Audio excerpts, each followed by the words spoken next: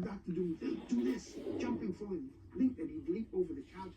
There were stories that before I was doing sessions with Stan, that people down the hall, they would see Stan doing these gyrations in his doorway. One time he was doing the old comic stick where somebody's strangling you. He was strangling himself and pulls himself back in, and everybody comes running down. They thought somebody was attacking Stan in his office, but he was very animated. You know, it's a funny thing. Some people somewhere think that I wrote and drew. They think that the strips were just mine, but they would have been nothing if not for the artists that I worked with. I just put the words in the people's mouth, and I may have come up with the original idea, but after that, it was a partnership. Stan allowed the artists to be themselves, and that, I think, was the key. If you take a look at credits on comic books back in the 1950s, good luck. There were rarely any credits. You didn't know who the writer was. You didn't know who the artist was. Stan made sure that everybody got a credit, and he started building personality around these people. I'm suddenly Jazzy John. Brown Gene Colan. Joe, Darling Dick Ayers. Rassley Roy Thomas, Jack Kirby became Jolly Jack Kirby. Now you're part of the bullpen. You were somebody now. I wanted our readers to feel they're part of a group, an inner circle, and we're all having a lot of fun that the rest of the world doesn't know about. So I wanted to form a club. I gave it a silly name, the MMMS, the Merry Marvel Marching Society. You belong, you belong, you belong, you belong to the Merry Marvel Marching. Hey out there in Marveland, face front, this is Stan Lee speaking. You've probably never heard a record like this before because no one would be nutty enough to make one with a bunch of offbeat artists, so anything is liable to happen. Hey, who made you with this Johnny Lee? Well, Jolly Jack Kirby, say a few words to the fans, Jackson. Okay, a few words. Look, pal, I'll take care of the humor around here. You've been using the same gags over and over for years. Hey, what's all that commotion out there, son? Why, it's Shy Steve Ditko. He heard you making a record and he's got much right. Whoops, there he goes. Out the window again? You know, I'm beginning to think he is Spider-Man. You mean he isn't? Enough said. Now, let's all get back to work in the bullpen. And as for you, marvelous Merry Marchers, welcome.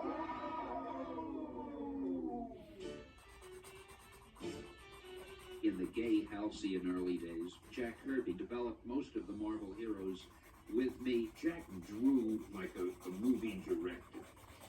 He couldn't draw anything dull. In a very short span of about 5 or 6 years, Stan Lee and Jack Kirby created more successful characters than any person or two people together have ever created in the history of comics.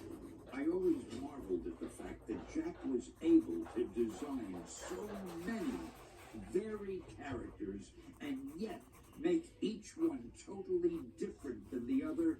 Jack would just put his pencil down and start drawing. He drew with such certainty. He knew just where every line was going to go.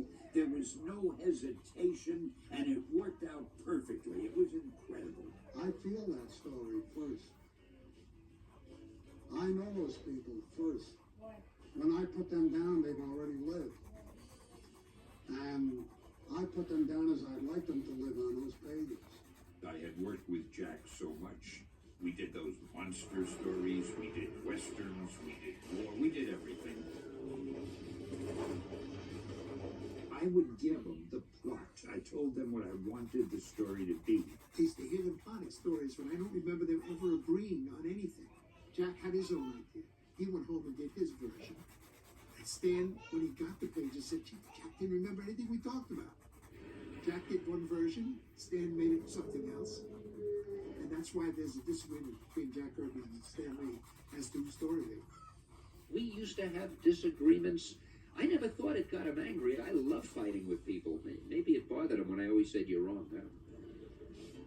A lot of reporters always thought, oh, Stan created everything, was they come into Stan's office and Stan would sit there and he's so charming and wonderful. You just love the guy. Somebody wanted to interview me for the Herald Tribune magazine section.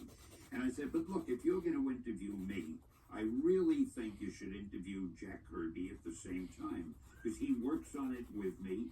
He came up to the office and he interviewed us. Jack told me that he was going to stay up late Saturday night with his wife and they were going to go to the newsstand so they'd get it right away. The first 5 me and how wonderful I was. In the 6th column, he started talking about Jack in a very unflattering way. I got a call from Roz, Jack's wife, and I hadn't seen the article. I thought she was calling me to say how great it was, how excited they were, and she was in tears. She said, "How could this have happened?" It was the most horrible thing, really. Jack quit, and I really suspect it might have been as simple as the fact that he got tired of having the credits read by Stanley and Jack Kirby all the time, and he may have wanted to strike out on his own.